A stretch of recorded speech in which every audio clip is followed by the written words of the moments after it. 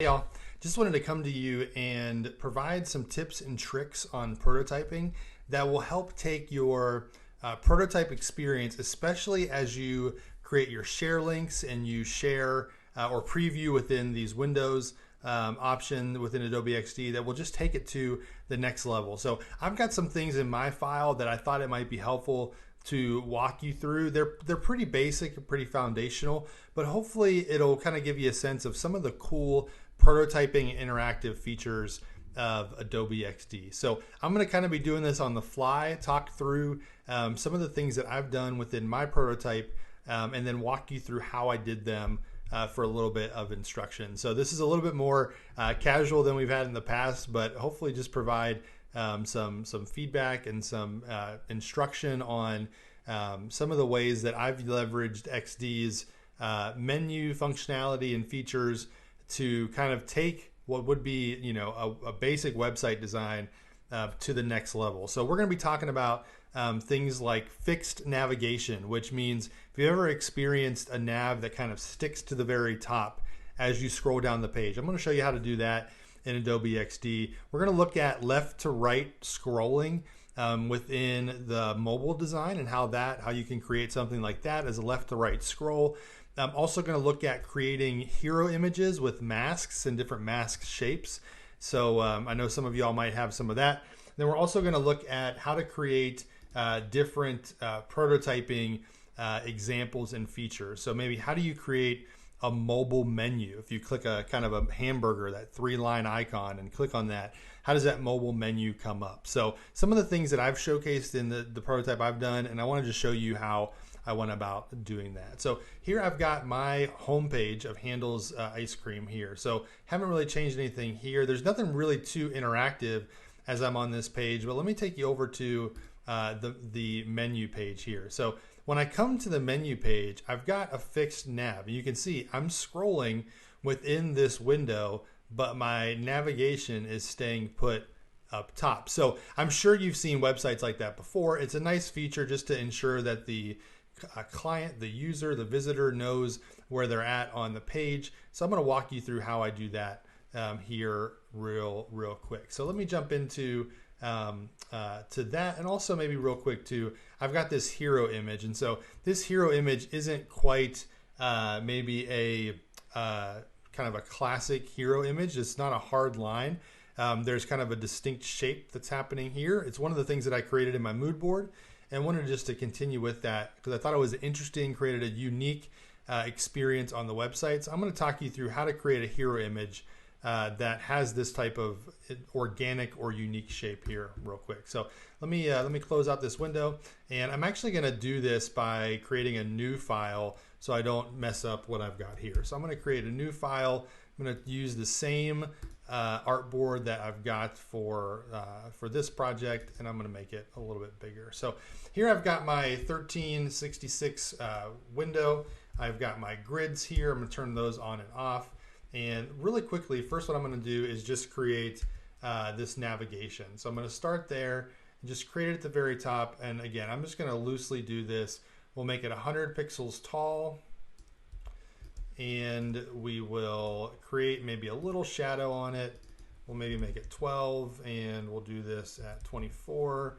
And I'll make this maybe at 10 pixels there. So I have a really soft shadow there. And what I'm going to do is I'm actually going to do a local business here in Nashville, the Nashville Skirmerhorn. It's pretty difficult to pronounce, the Nashville Skirmerhorn. It is essentially like the Stambaugh Auditorium of Nashville. It is a beautiful venue. They, as you can imagine, have been hit quite hard with COVID, with the lack of kind of performances and things like that. But nevertheless, it is a beautiful venue. If you're ever in Nashville, definitely swing by. Try to have an opportunity to visit the Skirmerhorn there. So I've got just my navigation. It's 100 pixels tall. My logo is in the far left corner. I'm just going to create some quick navigation items. I'm just going to copy what they have from their site. They've got concerts. Hit a couple spaces here. They've got a gift shop. They have helpful, info, they have education, and they have an about and a give section. So this is just, just copying what they have on their nav, or just to show you how I go about doing this. So if you've already set up your text styles, character styles, that's a best practice. So definitely do that here. I'm just quickly doing this just to showcase for you how I set up kind of that nav, that sticky to the very top there. So here I've got this basic navigation. I'm going to have this at the very top of my page. And let's see here, we will create that. And so you might have more things in your navigation, but this is just good enough for now. And so what I'll do is I'll highlight this and I'll just group it. So I'll group it. I'll come over here to my menu. See, it says group 1. I'll actually name that to say navigation. I might actually even want to be more specific and say fixed navigation. So once I do that, over here on the right hand side, I have it selected, but you see my panel here on the left hand or the right hand side. There's some other options here. I've got the ability to repeat this grid. I can repeat it left to right, and you can see that this would actually repeat. So maybe you have photos within your site and you're having a grid system. You can turn on the repeatable grid, and it will take what you did and just repeat it for as long as you want it to. That obviously doesn't work for a nav, so I'm going to turn that off. The other thing that they have over here is the left-right vertical scroll, the top horizontal scroll, and then finally the horizontal and vertical scroll. Those are things we'll cover here in a second. But the fixed position is what I'd want for the navigation. And let me show you how that what happens when I do that. I'm going to create a couple different objects so you can just see how that happens what happens when I scroll down the screen. So I'm going to make just some other objects just to kind of float these on the page. So I'm going to make the page a little bit longer. And actually, if I was using XD's tools, I would actually come up here and I can create this as a repeatable grid and just do that down the page here real quick. So here, let me show you then what this looks like for the sticky nav. So let me just come here and I'm going to hit the preview button. And now what should happen is it brings up that window. So as I scroll, you can see here, this is actually, as I scroll, the nav is sticking, but the content is rolling on top of it. So obviously that's not a very good experience. What you need to do in that regard is if I click in here, you can see my fixed nav is at the very bottom of what I have above it in my layers panel. So if I drag my navigation to the very top, that means it's appearing above everything else in my artboard. And I go back here and I press play. Now all of a sudden I have an artboard that has a sticky nav, and the content is going to scroll behind it. So that might be of use for you to create a sticky navigation. It's really just as simple as making sure that your layer for that is grouped and on very top of your artboard, and that you check on the fixed position when scrolling option here. So let me then show you real quick the menu, or sorry, not the menu, the hero graphic idea that I had. So my hero graphic on the handles website is, let me just actually bring that up here real quick. My hero graphic on the handles website is a little more organic, right? It's got this kind of unusually shaped line here, and kind of creates that scooping motion. So I'm not going to recreate that, but I will create something that's a little bit different. So within XD, they have a great masking feature. So if you're familiar with Photoshop or Illustrator, they also have masking features. And so it's not too different from that. It's just unique to web design.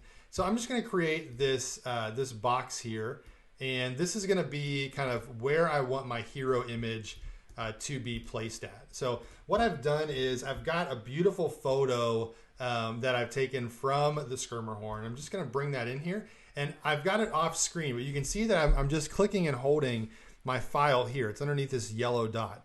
And what I can do is I can drop this into any shape that I've already created in Adobe XD. So if I wanted to, I could drop it into this shape or that shape, but this is my hero graphic. I could technically even drop it into the nav if I wanted to. I'm not going to do that, but this is my hero graphic area. And a hero graphic is just that large, beautiful photo, beautiful image at the very top of any website. And so most websites have them. It's great for call to action. It's great for a really big, beautiful, hierarchical, impactful photo to captivate the audience, to captivate the user, to draw them to some kind of call to action. So I'm going to drop this into the area that I've predefined here on my canvas for my menu. So here it is. I'm going to actually maybe once I actually drop it into that, I can rescale it within that mask. So same way you might do in Adobe Illustrator or Adobe Photoshop. And I'm just going to create it so it looks like it's centered there. So what I'll do then is I'll take some text and maybe I'll say, maybe I'll just say, let's see, the Nashville Symphony. You can barely see that, but I've just pulled in some information from their website, and I'll just make this white so you can see it real quick. I'll tell you what, I get the V's. I say I get the V's all the time. So V is just the shortcut key for the pointer, and oftentimes when I'm stuck in a text layer, I get caught with it. So let me just bring this here, and I'm just going to make this visible so you can see it.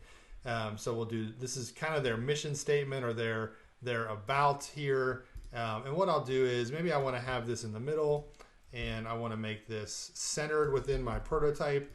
You can see I'm centered there. Maybe I want to make this text really large, and not quite that large, but we'll make it a little bit bigger, and we'll stretch it out so that it spans the entire width of my 12 columns. That again is probably too big, so maybe we'll knock it down a little bit more. Okay, that could work for me. And so we'll do something like this. So it's also still a little too big. Let's do 48. 48. There we go. 48 seems a little better there. So I've got their kind of impactful statement here. Maybe I'll have a button real quick that is their call to action. So let me create that real quick as well. We'll just do this. I'm just going to make it on the fly. I'm going to take their green from here, and I'll just make an option that says donate, or we'll just do give now. Maybe it's a call to action to help with COVID, and definitely want to make sure they get everything they need. And so I'm just going to take this, we'll center it within here. And again, I've walked through how to create buttons in a previous video, so don't need to do that right now, but this is just so you can see kind of how we're going to do this hero image. So here I have this hero image. Now if I go back into and I make sure my layers panel is a little cleaned up here, bring my nav to the very top. Let's see, this image, this is my button. So let me call this button. Let me call, let's see, we've got that image. This can be my hero graphic.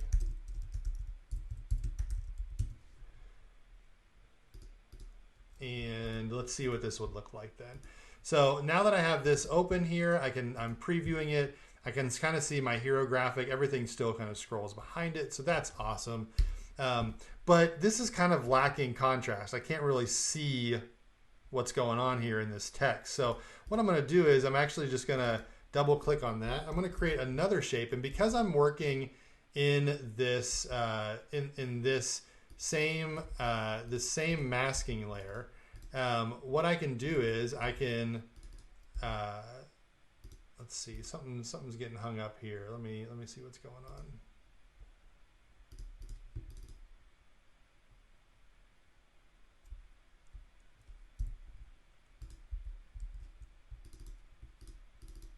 So what I'm going to do is I've brought that into my masking layer here, and I think this is kind of hanging it up a little bit. So let me just change something real quick. I'm going to delete that hero graphic. Let me bring it back in, and we'll see if we maybe can get a better format here. So this is quite a large photo, and again, I think I said I was doing this on the fly, so we're just gonna roll with it, and we'll see what happens here. But Let me bring this now to the very bottom of my screen. Create my mask here, similar to what I was originally going to have.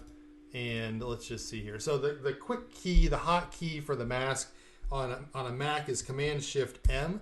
You can see it puts it in that space for me. Another thing that you can do is if you have both images selected, your actual mask itself and the photo, you can go up to Object and, you can right click on it and go to Mask with Shape. So if I do that, it drops it in there. And now I can actually bring it in into this shape here. So when you do that, you can actually also jump back in here, and we noticed that it was a little dark. And so I'm going to create a box over top of this photo, and I'm going to reduce the opacity a little bit so that it is going to make it a little bit more readable for me with that text. So now I've created that box, I've changed the opacity, it's over top of everything. Let me send it to the very back.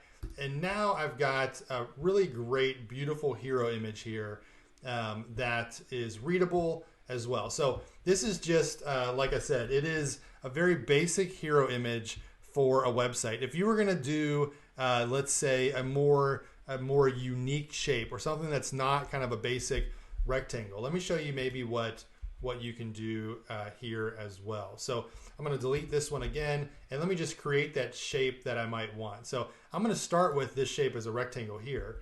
And what I'm going to do is I'm going to take this, and actually I double clicked on it, which brought up all my vector points. So I could change this shape however I want to. But maybe what I want to do is create a little curve in this shape itself. So what I'm going to do is I'm going to find the middle point. I'm going to drag it. Maybe I'm going to drag it down a few pixels. Maybe I want to create this kind of like bowed shape here for my hero image. Again, this is just maybe how to create unique shapes, things that are a little bit more organic, not natural as far as the shapes go, but would give your website a little bit more unique look and feel. So I'm going to do the same thing I did. I'm going to bring in my graphic here. It's quite large. I'm going to scale it down, try to find the center point for it. And I'm just going to mask it again. I'm going to bring this in here. I can adjust it, and let me send it to the back.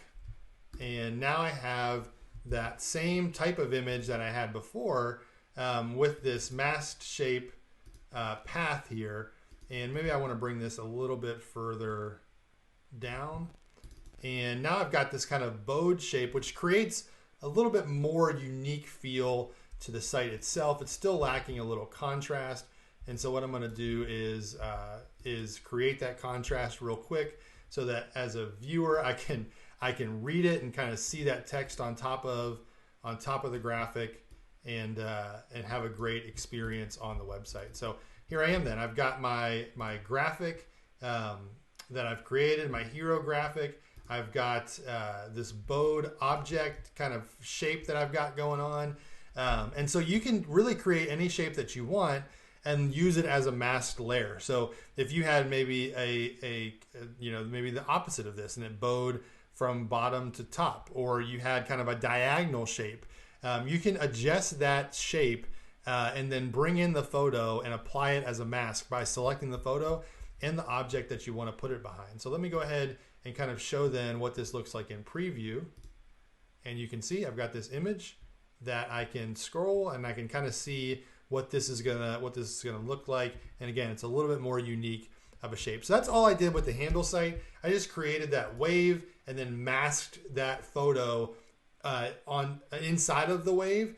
And then all I did with the ice cream cone is just create a clipping mask, another mask, and put that on top of it. So that's just a way for you to experiment in masks and be able to see how you could use that for your hero graphic, how you might be able to use that for creating a more maybe a more unique hero space rather than just a rectangle. But sometimes rectangles work just fine. So in those two examples, we walked through the sticky navigation, we walked through the masking layers, and let me bring up my notes here and see what else we wanted to go through. Okay, let's go through this scrolling feature here, left and right. So let me bring up this example. and I'll show you just really quickly what I'm talking about here. So in this mobile view, I've got this left-right scroll happening for these cards. Now, left-right scroll can be a really great and useful feature depending on how much content you have and how you expect the user to leverage it within your site. You can do this for responsive web design. You really can take advantage of it when we get to the mobile app design as well a little later on in the course. But you can see I'm leveraging it here, and I'm just using my mouse and sliding left and right to do this. Same with these cards here. So let me show you maybe how I did that inside of Adobe XD. So I'm down here in my mobile view, and you can see I've got my cards here. And if I double click on this, you can see that I've got multiple cards that are kind of hidden off canvas.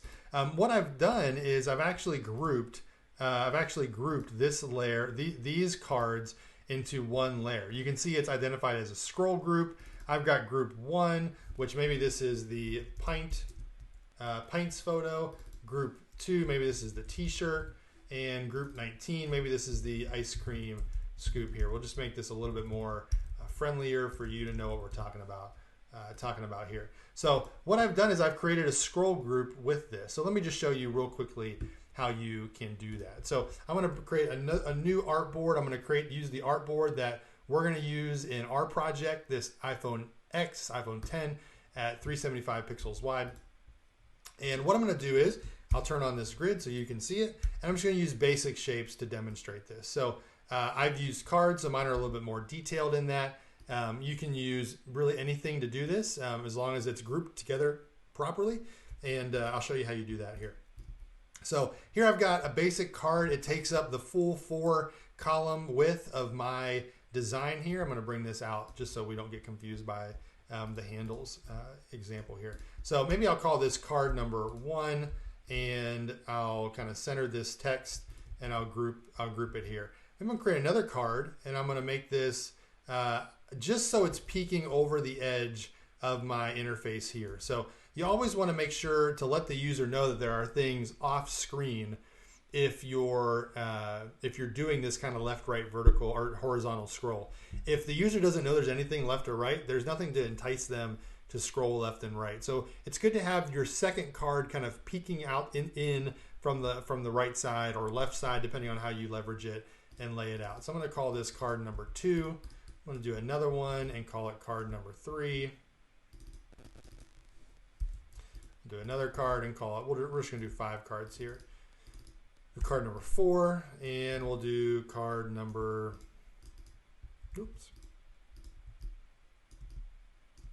we'll do card number 5. And so now you can see over here in my menu, I've got these different groups. I'm going to call this card 1. Group 2, I'm going to call this card 2. Group 3, I'm going to call it card 3. Group 4, we'll do card 4. Group 5, we'll do card 5. So what I'll do then is once I have all the objects I want to demonstrate that left-right scroll with, for me it was only 3, for you it might be more or less, or you might not even use it, but hopefully this will just kind of show you how it's done as we go into other projects. So what I'll do is I'll just highlight this and select them all and hit Command G to group them, and maybe I'll call this my featured cards here. Now I've done this off canvas because it's easier to be able to lay this out and then drag it into your mobile artboard. Just because of the width, it's difficult to kind of see, and depending on how many artboards you have, it might be tricky to actually kind of get in there and manipulate your cards. So I like to create them off canvas, and then I'll just drag them into my canvas, and you can see how they appear off the edge. Now let me go ahead and apply a scroll group. So there's some more features here. Once I have this group selected within Adobe XD, you see these different arrows. So if I hover over this is where I can flip it horizontally. That doesn't really work for me. This is I can flip it vertically. That's not working. But then I have these 3 icons over here. This one to horizontally scroll, this one to vertically scroll, and this one to scroll kind of wherever you want to in the page. Last time or a couple minutes ago, we talked about the fixed position for the fixed navigation. So in this one, what I'm going to do is I'm actually going to click the horizontal scroll. And you can see what it does is it reduces it down to the artboard canvas size that I have here. So I can make this as long or as short as I want to. But what I do is I actually just make this the width of my artboard. And I'll show you why here in a second. So let me actually play this and bring this up on screen. So here I am, I've got my scroll, my horizontal scroll set up, and I'm actually just swiping again, left and right on my mouse to kind of showcase this left-right feature. And because I've selected it and made it the width of my board, these components, these features, these boxes actually just scroll within that content. It makes it really nice. So again, if you have a feature that leverages that, let me actually show you what this would look like if I kind of reduce the size of this here. You can kind of see, depending on how I change this width of this horizontal scroll will change how much of this card shows and hides. So I like to do it at the very end. You can see if I didn't have a card peeking out, the user here would never know that there's anything to the right of this. So I extend it to the end of the artboard, to the right side of the artboard, have the other card peek out, and then the user knows they can scroll left and right within that. So a nice little feature there. I've leveraged it on mine. Wanted to walk you through how to do that as well. Last thing I want to show you real quick in this video is how to design and leverage some of Adobe's XD's prototyping features. So here I am, I've got my 3 handles artboards set up, and I actually need to make this, I want to make this a clickable prototype so that I can actually preview it and view it on my phone itself.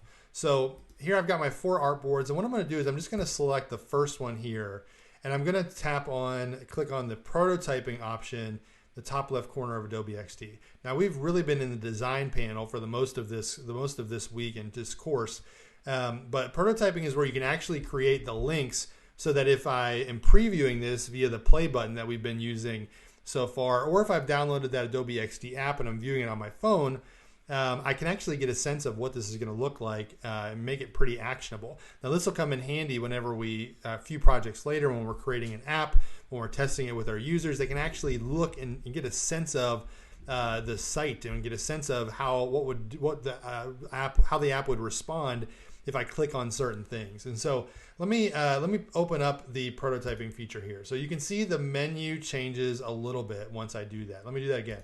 So design, you have your different tools for design here. You've got some different things that will change on the right-hand panel based off of your selection here in your artboard. Once I move over to the prototyping feature, this changes. You can see these options are different.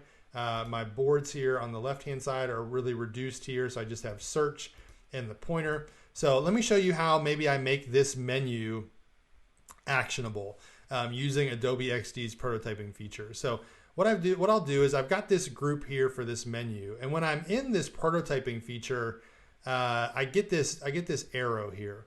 And so what I'll do is I'm just going to click on this arrow, and I can select which artboard, if I click and drag, where I want to drag this arrow towards. I know when I click on menu, I want it to go to this artboard, to this screen that I've designed.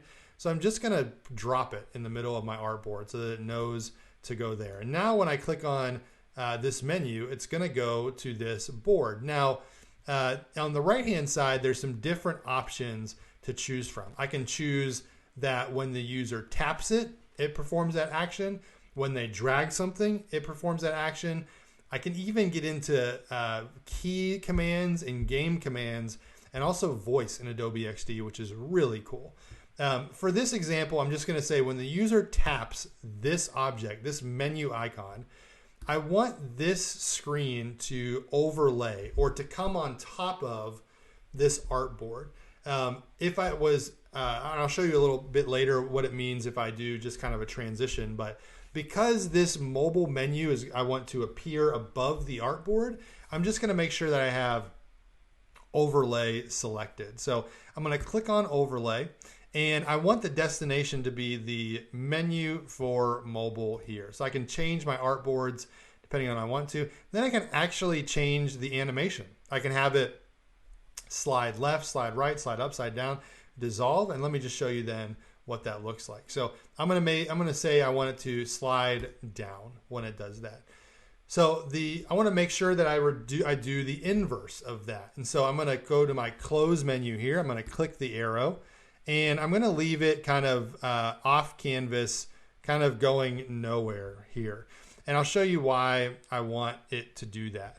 What I want to do is I want to say when the user taps this close menu, I want this overlay to go back to its previous destination.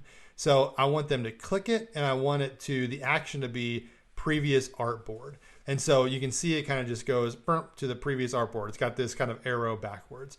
So let me just show you then what that looks like here. So I've got this artboard selected. I'm going to go up to the preview option, make this a little larger so you can see it. So what I've asked the Adobe XD to do is that when I click this mobile menu, I want that other artboard to show up as an overlay. And then when I click the close button on that artboard, I want it to disappear. So let me show you what that does. So here I'm scrolling down. I can scroll through this artboard. I've got, my left, right scroll that we just talked about.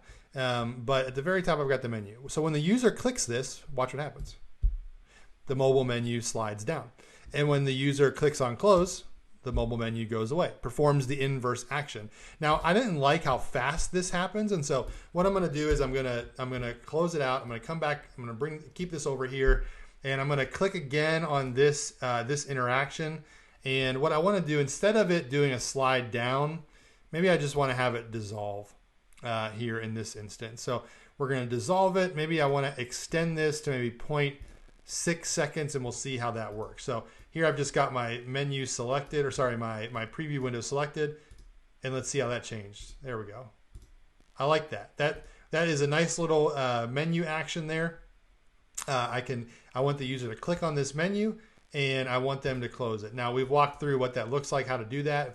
If I have this object grouped, if I'm in the prototyping feature, I can click it and then change my settings here on the right hand side. Let me switch it up here for a second and jump into the mobile menu, the actual drop down menu itself. So now that I have this menu here, I want to make it so that when the user clicks on the word menu, it takes them to this menu page that I have here. So what I'm going to do is I'm just going to click this. I'm going to drag it over here to my menu, and it's inheriting my old, my previous option there. So I want to say when the user taps this word menu, I want it to transition to this menu page for mobile. I want it to dissolve, or I can have it as none. Typically in mobile design, not app design, just responsive web design, like you pulled your phone up in Safari or Chrome on your phone, there isn't really going to be any crazy animations that happen when I click the link. So I don't want any transition. I'm just showing the action happening on this page, and the animation is none. It's going to the mobile menu. So now when I'm in my preview window, I can click on the word menu. Let me just close this real quick. So I'm going to open the menu. I'm going to click on the word menu, which is kind of confusing, but this is the ice cream menu. And when I click on this ice cream menu, it's going to take me to the ice cream page here. And I can scroll down and see it. I've got my left, right scroll. Everything's good. Now I need a way to get back to the menu because I don't have it hooked up here. So what I'm going to do is I'll just click on this menu here. I've got it grouped. And what I'm going to do is, I'm going to click on this menu option here, and I'm going to say when the user clicks this menu, I want it to open up the same thing I just did as a tap, as an overlay on that menu. Let me do the same thing for this menu. So I'm just double clicking into getting to this object, and I'm going to bring this, drag and drop it over to this menu. Same thing, overlay, cool, animation. We're going to do dissolve. Let me double check this animation to make sure I've got this set up as dissolved. And let me go ahead and actually set up this fundraiser page while I'm at it. So I want the user, when they click on fundraiser, to go to the fundraiser page. I want that to be a transition. So when the user taps it, they transition to the fundraiser page. And I want it to just not have any animation there. It's just going to dissolve into, it's just going to click and go into that. And that'll be really quick. Maybe real quickly, what I want to do also is in the nav. Usually when people click on the logo, it takes them back to the home page. So I'm going to set that up real quick. I'm going to say when the user taps the handles logo, I want it to transition back to the home page with no animation. When the user taps the handles logo, go back to the home page, transition back to the home page for mobile with no animation. And same thing here. When the user taps the handles logo, I want them to transition back to the home page with no animation. So now let me go to this page and we'll see how this works. So I've got my Handles ice cream website here. I want to open up the menu. Maybe I'm curious about seeing what flavor they have this month. I can click on menu. You can see it transitions there. I needed a way to get back to that menu, so I just set that up so when the user clicks it. And then I want to go to fundraising. I can see that too. I'm on the fundraising page. And if I click on the Handles logo, it's going to take me back to the home page. So really simple, basic animations. Again, these were just maybe some helpful tips and tricks that I've created in my prototype that will help take your prototype to the next level.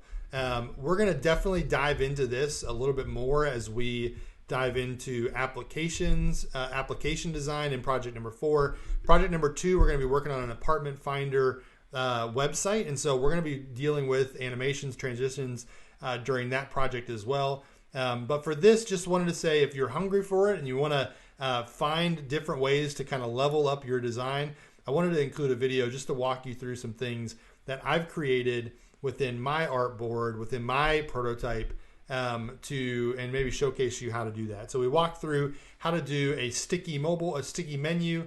We walked through how to create maybe a more customized hero image. We talked a little bit about the left-right scrolling options within Adobe XD, and we looked at how to create a mobile menu. So hopefully this was helpful. A little longer walkthrough and instruction with this video.